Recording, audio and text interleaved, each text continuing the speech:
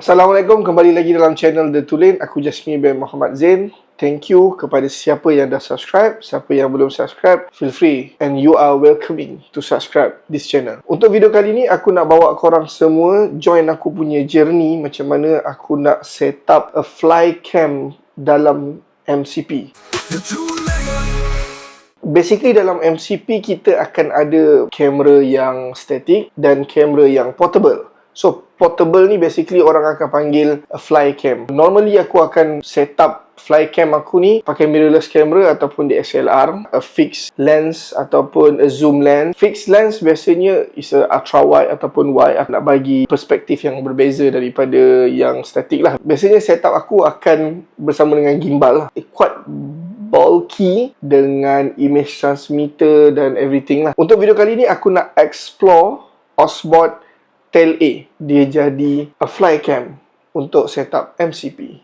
Let's check it out. Video ini dibawakan khas oleh Pixel Distribution, one of the leading distributor for professional video products in Malaysia.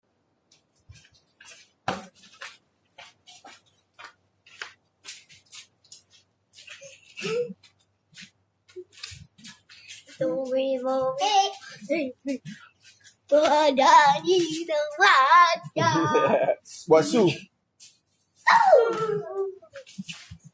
Su lagi sekali. Okay, jom jalan ikut Daddy. Kanan dulu. Okay, jom jalan ikut Daddy.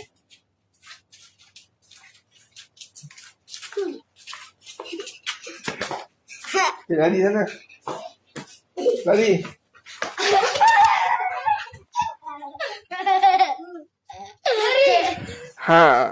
Okay guys, inilah dia setup dia secara overall. Aku combinekan everything dalam satu setup yang very minimalist. So kalau kita nak adjust dia punya camera angle pun kita boleh touch je macam tadi. Dan kita menggunakan satu V-mount untuk power up everything. Okay, yang ini pula aku test dia punya auto tracking dengan menggunakan gesture. So far, it's detect well. Alhamdulillah.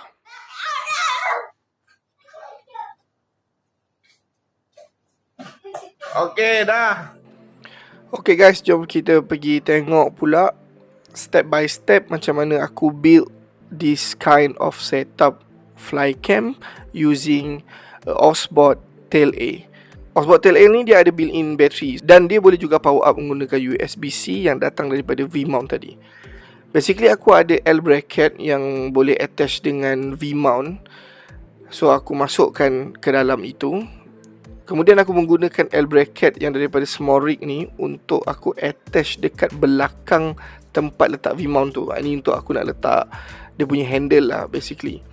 Dan untuk maklumat korang, aku menggunakan sistem hot lock daripada small rig, advance lagi daripada NATO punya sistem. Korang boleh search lah kat Google nanti. So lepas aku dah letak top handle dekat belakang tu, so aku boleh letak monitor dan image transmitter.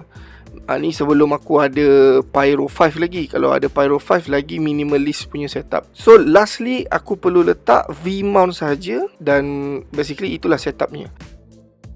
Tapi aku dapati top handle ni ada goyang-goyang sikit lah. Jadi aku move L bracket yang daripada small rig tu ke bawah lagi. Baru dia steady lah. Dan aku terbalikkan top handle ni jadi seperti dalam video. Dan baru aku sambung balik semua seperti biasa.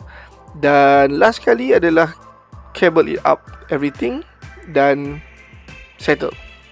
So korang nak tengok macam mana aku set up. Itu menggunakan apa yang aku ada lah setakat ini. Dan mungkin korang boleh dapat kind of idea ataupun korang boleh set up lebih kemas lah. Aku tak sabar nak guna setup ni untuk aku punya upcoming event. Thank you for watching.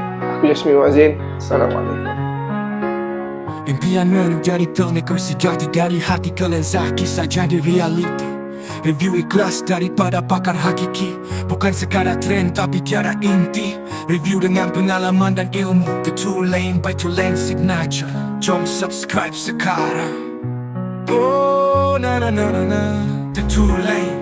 Impian menjadi filmmaker sejati dari hati ke lensa kisah jadi reality. Review ikhlas daripada pakar hakiki, bukan sekadar trend tapi tiada inti.